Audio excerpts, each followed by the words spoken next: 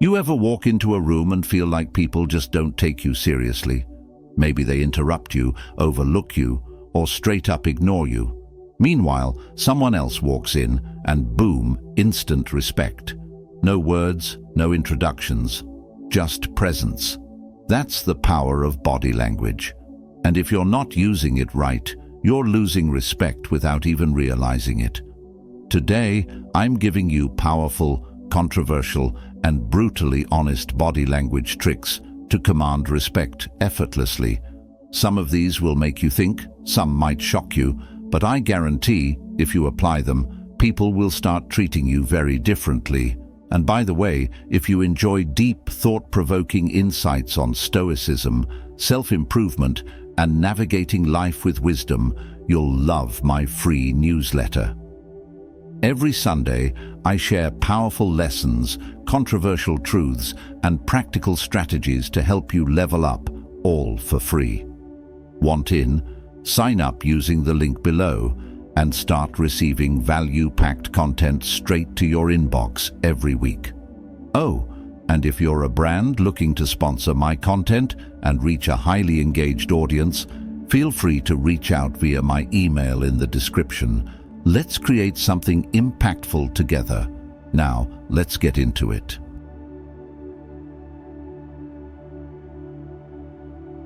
1. Own your space. Stop shrinking yourself and start commanding respect. Have you ever walked into a room and felt like you were invisible? Like no one really noticed you or took you seriously? Maybe you spoke up, but people talked over you. Or worse, they barely acknowledged you at all. Meanwhile, someone else walks in, same room, same situation, and instantly commands attention and respect. What's the difference? It's not about money, status, or even what they say. It's about presence. Some people know how to take up space in a way that says, "I belong here." Others shrink themselves physically, mentally, and socially without even realizing it. Here's the uncomfortable truth. If you're not owning your space, you're signaling to the world that you're unimportant. And once the world believes that, it will treat you accordingly. Society conditions us to take up less space. From childhood, we're told to be polite, to not be a burden, to stay out of the way. And this message plays out differently for different people. Men are told to be less dominant, less assertive, so they don't intimidate others. Women are conditioned to take up as little space as possible, physically and verbally, so they don't come off as too much.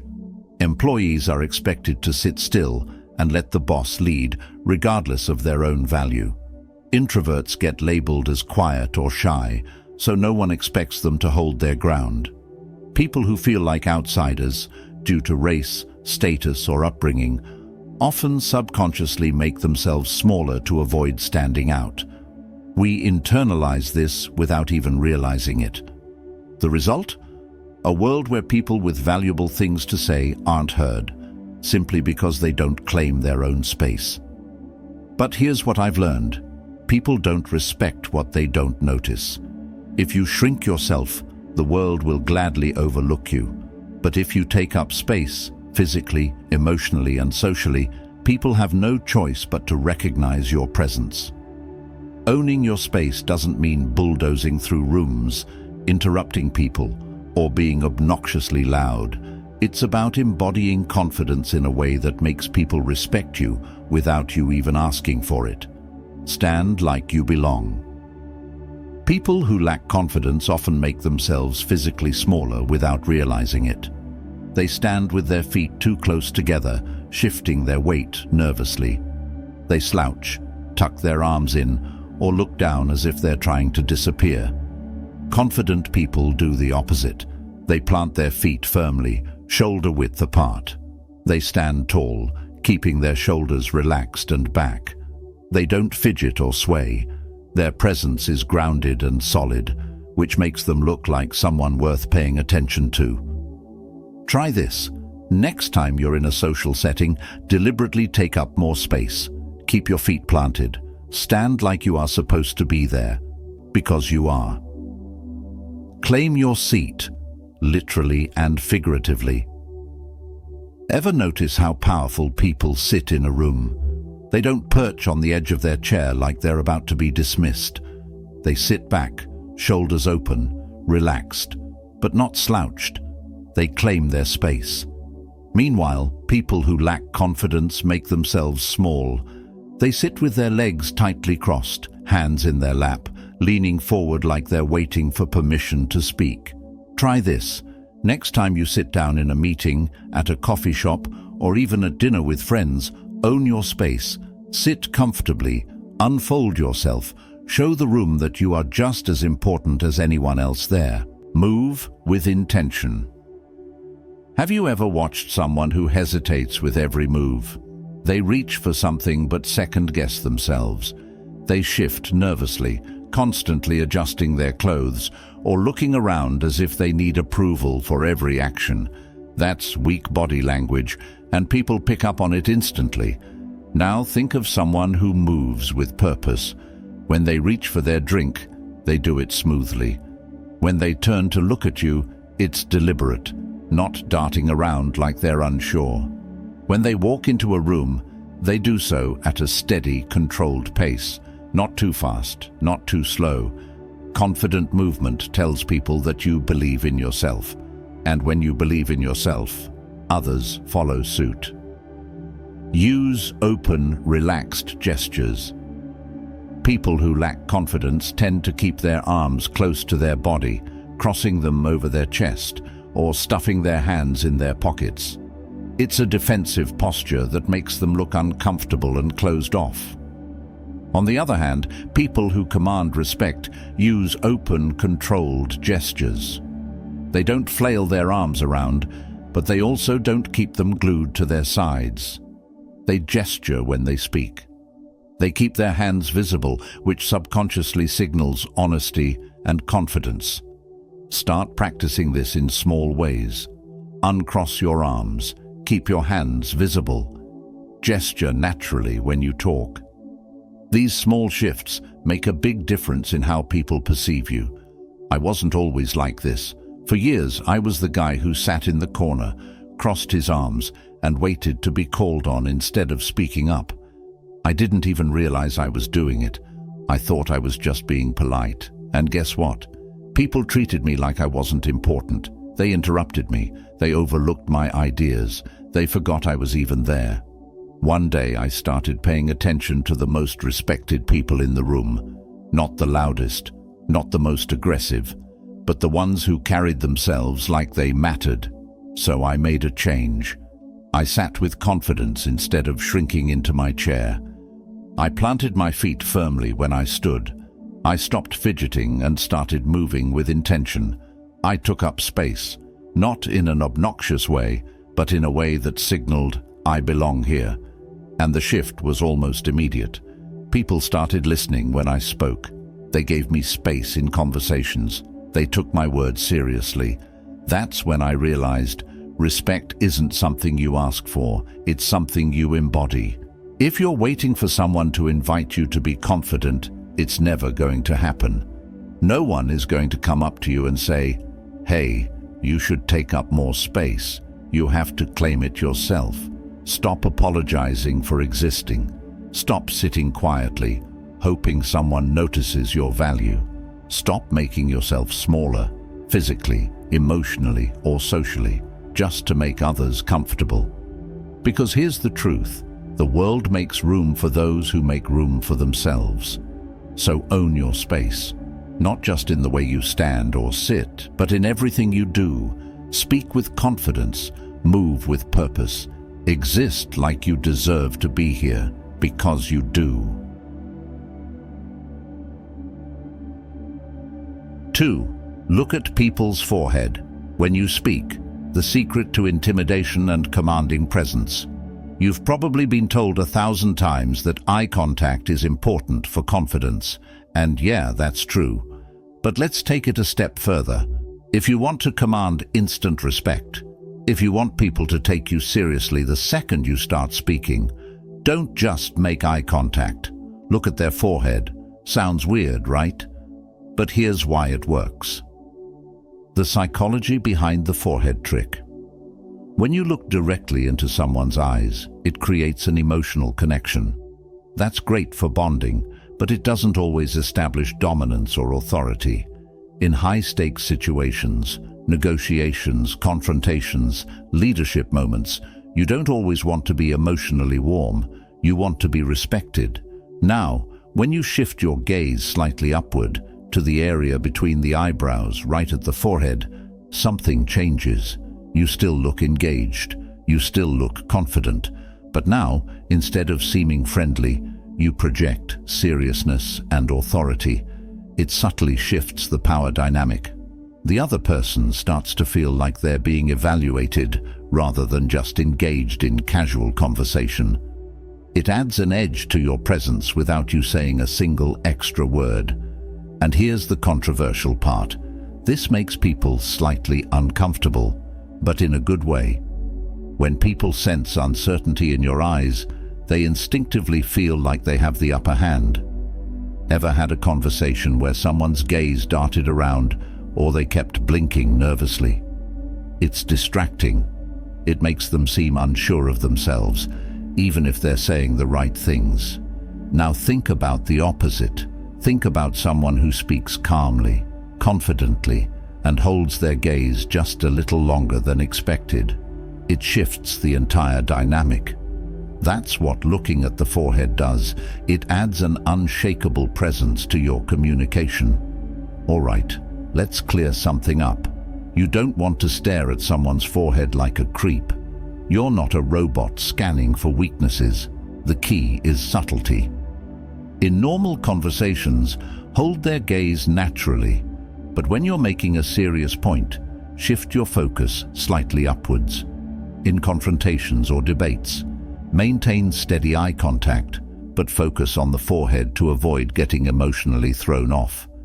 In leadership settings, if you want to project authority, use this technique while speaking in a firm, composed manner. And remember, confidence isn't about dominating people, it's about controlling your own presence. I used to struggle with eye contact, not in a way that was too obvious, but just enough that it made me feel slightly off in conversations. I'd either look away too soon, or worse, overcompensate and stare too intensely, which made things awkward. Then I stumbled across this forehead trick.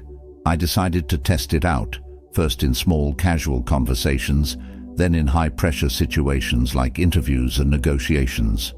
And let me tell you, the shift was instant. In arguments, people started taking my words more seriously. In meetings, when I used this while making a key point, no one interrupted me. In social situations, people leaned in and listened more attentively. Most importantly, I started to feel more in control of the energy in the room. I wasn't just talking, I was commanding attention without needing to raise my voice or be overly aggressive. A lot of people think respect is earned through what they say, but body language shapes perception just as much, if not more. If your words are strong, but your presence is weak, people won't take you seriously. If you struggle with eye contact or if you feel like people don't respect your words, try this simple shift. Start using the forehead technique in your daily interactions and see how people start treating you differently. Because at the end of the day, respect isn't about being the loudest person in the room. It's about owning your presence in a way that makes people pay attention without you even trying.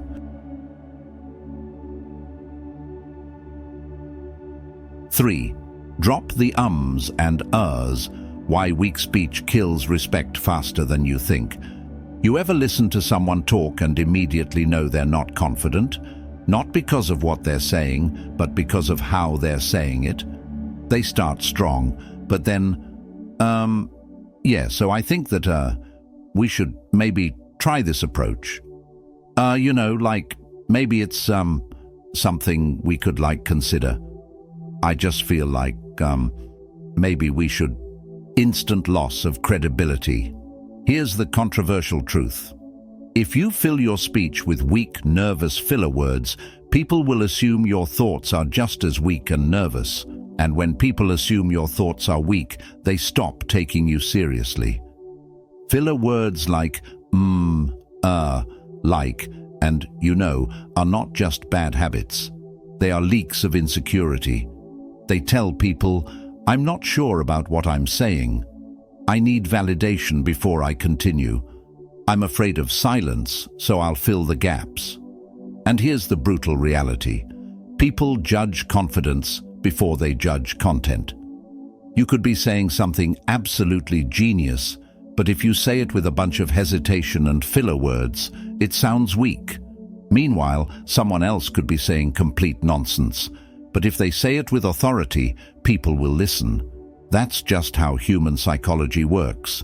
Most people don't even realize how often they use filler words. It's a nervous reflex. Some people use because they're afraid of silence. Some people use like because they're stalling for time. Some people use because they're unsure of their own ideas. And the worst part, we don't notice when we do it, but everyone else does. Dropping the ums and isn't just about talking slower or trying harder. It's about retraining your brain to be comfortable with silence and control. Embrace the power of the pause. Most people use filler words because they're scared of pausing. They think silence is awkward, but here's what confident people know. A pause is power. A pause makes you seem more deliberate. A pause makes people lean in and pay attention. A pause makes you seem in control of the conversation. Try this. Instead of saying, just pause. Take a breath. Hold the silence. Then continue speaking. It will feel uncomfortable at first, but trust me, it commands respect. Slow down and speak with intent. A lot of people use filler words because they're rushing. They feel like they need to fill every second with sound, but the most powerful speakers never rush. They speak slowly, clearly, and with intention. Try this. Next time you talk, slow down by 20%. You'll instantly sound more confident. Record yourself and spot the weaknesses. You want a brutal reality check? Record yourself speaking. Play it back. Count how many times you say, or like. It's painful at first, but once you hear yourself do it, you can start fixing it. I used to be one of those people who loaded every sentence with and I thought I was just thinking out loud.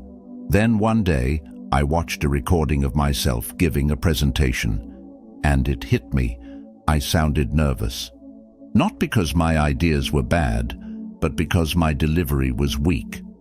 I didn't even realize how often I was saying and like until I saw it on playback. And the worst part? I could see the audience losing interest as I spoke. That's when I made a change. I started pausing instead of saying I slowed down. I trained myself to be okay with silence, and almost immediately I noticed people listened more closely when I spoke. I didn't have to repeat myself because my words hit stronger the first time. I started getting more respect in conversations, meetings, and social settings. It wasn't about being louder, it was about being more intentional. At the end of the day, this isn't just about speech patterns, it's about how you see yourself. If you believe in what you're saying, you won't need filler words. If you trust yourself, you won't be afraid of silence. If you own your voice, people will respect it. So stop filling space with weak, nervous sounds. Start speaking with purpose, because when you do, the world won't just hear you, they'll respect you.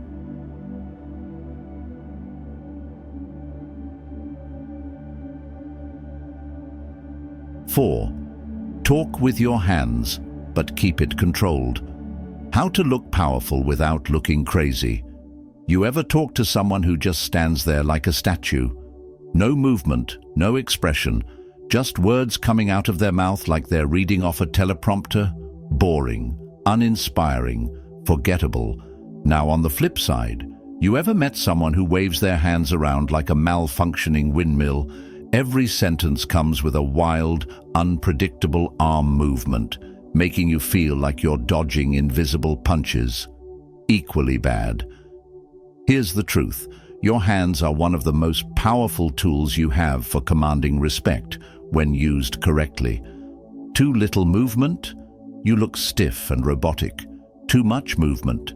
You look chaotic and unserious. The key? Controlled, intentional gestures that amplify your words. Why hand? Gestures matter more than you think.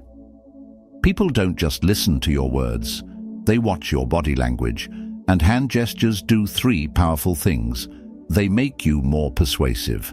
Studies show that speakers who use purposeful hand gestures are seen as more confident, more engaging, and more credible.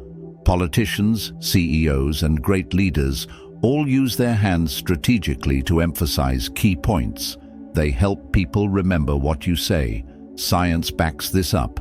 When you pair words with meaningful gestures, people retain the message better. That's why the best public speakers don't just talk. They demonstrate their points with their hands. They show you believe in your own words. When you naturally use hand gestures, it signals that you're comfortable, passionate, and sure of yourself. People subconsciously pick up on that energy, and they mirror it back to you as respect. There are two types of people when it comes to body language: the hands glued to my sides person. They stand like a rigid plank, barely moving. They look stiff, nervous, and unnatural. They come across as insecure or robotic. The wild, flailing octopus person. They move their hands non-stop, pointing, chopping, waving, bouncing. They look distracting, unhinged, and overwhelming. Instead of emphasizing their words, they overshadow them. If you want to command respect, you need to strike a balance. The goal is controlled, purposeful movements that make you look powerful, not unhinged. Use open hand gestures. Never point like a drill sergeant. When making a point, use an open palm facing up. This makes you look inviting and confident. Avoid pointing aggressively unless you want to come across as confrontational. Want to look authoritative? Use a relaxed, downward-facing hand. It subconsciously signals control. Match your gestures to your words. If you're talking about growth, raise your hand upwards. If you're listing 3 points, actually hold up 3 fingers. If you're emphasizing something important, use a subtle chopping motion to reinforce it. Your gestures should feel natural, not forced. If you have to think too much about what your hands are doing, you're overcomplicating it. Keep movements controlled and confident.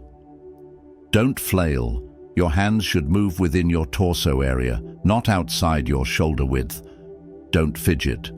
Avoid touching your face, rubbing your hands, or playing with objects. That's nervous energy. Don't overuse gestures. Let them enhance your words, not distract from them. I used to be the rigid, barely moving speaker. I thought stillness made me look calm and professional. Instead, I looked stiff and awkward. Then I overcorrected. I started using my hands too much. I'd watch back recordings of myself and cringe. My hands were flying everywhere. I wasn't emphasizing my words, I was overpowering them. It wasn't until I started watching great speakers that I figured it out. They weren't robotic, but they also weren't flailing around. They used calm, deliberate gestures, only moving when it added impact. I practiced this in meetings, presentations, even casual conversations, and almost immediately, people paid closer attention when I spoke. I felt more in control of the room. My words hit harder because my body language backed them up. Body language isn't just about looking good, it's about reinforcing your message with every movement. When you talk with your hands in a controlled, powerful way, you own the space around you. You make people feel your confidence. You don't just say things, you demonstrate them. So stop standing there like a statue. Stop flailing around like you're conducting an invisible orchestra. Start using your hands with purpose, with confidence, with control. Because when your body and words align, people don't just listen to you, they believe you.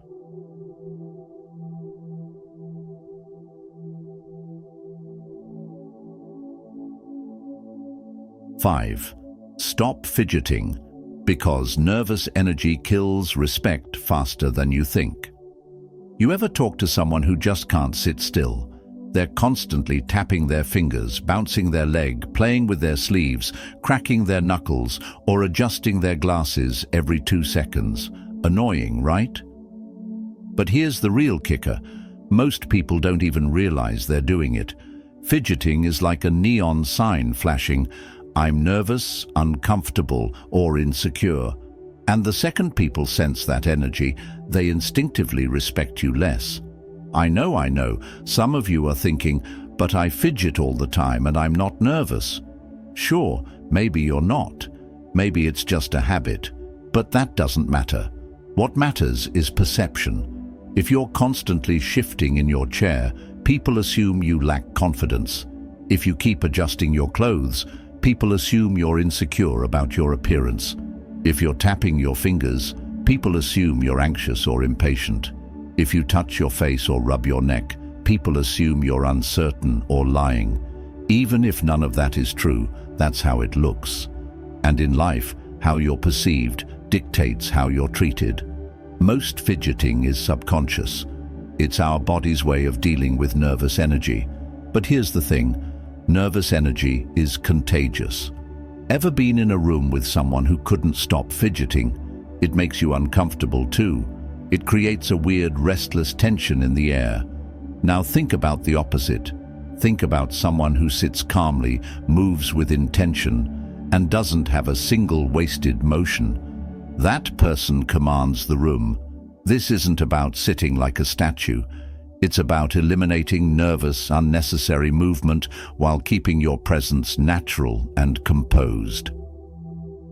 Become hyper-aware of your own fidgeting. The first step to breaking the habit is noticing when you do it. Try this. The next time you're in a conversation, pay attention to what your hands are doing. Record yourself talking and watch for nervous movements. Ask a friend to call you out whenever they catch you fidgeting. You'll be shocked at how often it happens. Replace fidgeting with intentional stillness, one of the most underrated power moves in body language. Stillness. Confident people don't squirm, shift, or fiddle with things. They're deliberate in how they move. Instead of tapping your fingers, rest your hands firmly on the table or in your lap. Instead of bouncing your leg, plant both feet flat on the ground. Instead of adjusting your clothes or hair, hold good posture and let them be. At first, this will feel uncomfortable. Your body will crave movement. Fight it. When you master stillness, you radiate confidence without saying a word. If you're someone who needs to move, don't just stop fidgeting, redirect that energy.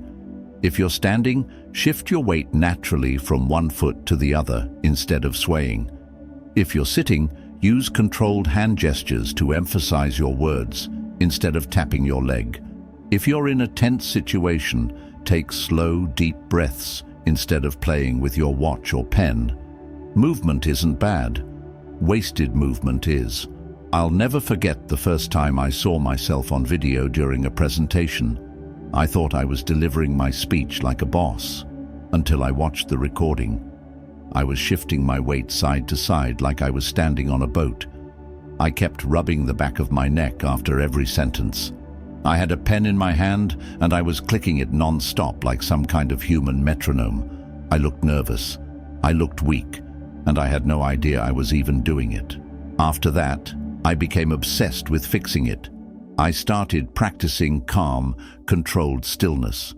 I forced myself to sit with my hands steady instead of fidgeting.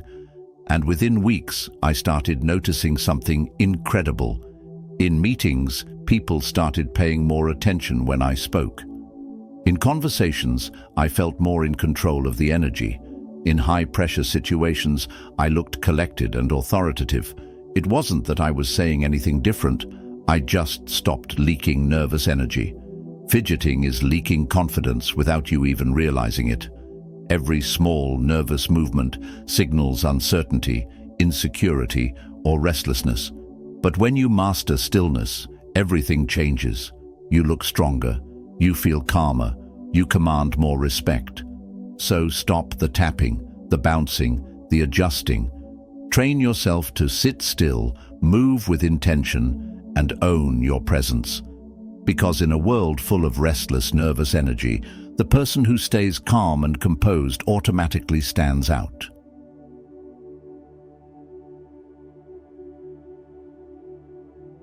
So there you have it, subtle body language shifts that silently demand respect. It's not about being the loudest in the room, the tallest, or the most aggressive. It's about mastering control over yourself. Because here's the deep truth. People will treat you the way you present yourself. If your body leaks insecurity, people will assume you're unsure of yourself. If your body exudes confidence, people will treat you as someone worth listening to. And the best part? This is all within your control. Now, if you found this video valuable, do me a favor. Hit that like button so more people can see this. Drop a comment below and let me know. Which of these body language habits do you struggle with the most? Let's talk about it. By the way, if you enjoy deep, thought-provoking insights on Stoicism, self-improvement, and navigating life with wisdom, you'll love my free Sunday newsletter. Every week I break down controversial truths, powerful life lessons, and practical strategies to help you level up. Want to join? Sign up using the link below and start getting value-packed content straight to your inbox. And if you're a brand looking to sponsor my content and reach a highly engaged audience, my email is in the description. Let's create something impactful together. Thanks for watching. Until next time, own your presence, own your power.